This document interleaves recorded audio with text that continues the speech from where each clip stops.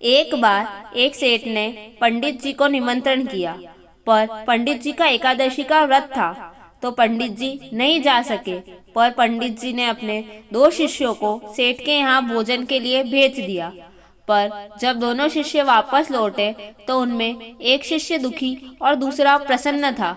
पंडित जी को देखकर आश्चर्य हुआ और पूछा, बेटा क्यों दुखी हो? क्या सेठ ने भोजन में अंतर कर दिया? नहीं गुरुजी। क्या सेठ ने आसन में अंतर कर दिया? नहीं गुरुजी। क्या सेठ ने दक्षिणा में अंतर कर दिया? नहीं गुरुजी, बराबर दक्षिणा दी, 2 रुपए मुझे और 2 रुपए दूसरे को। अब तो गुरुजी को और भी आश्चर्य हुआ और पूछा, फिर क्या कारण है जो तुम दुखी हो? तब दुखी चेला बोला, गुरुजी मैं तो सोचता था सेठ बहुत बड़ा आदमी है, कम से कम 10 रुपए दक्षिणा देगा, पर उसने 2 रुपए दिए, इसलिए मैं दुखी हूँ। अब दूसरे से पूछा, तुम क्यों प्रसन्न हो?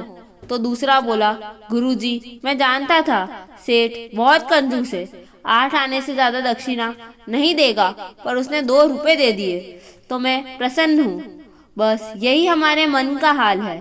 संसार में घटनाएं समान रूप से घटती है, पर कोई उनकी घटनाओं से सुख प्राप्त करता है और कोई दुखी होता है, पर असल में न दुख है न सुख।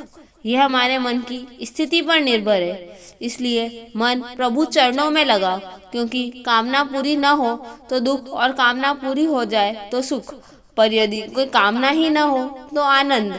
जिस शरीर को लोग सुंदर समझते हैं, मौत के बाद वही शरीर सुंदर क्यों नहीं लगता?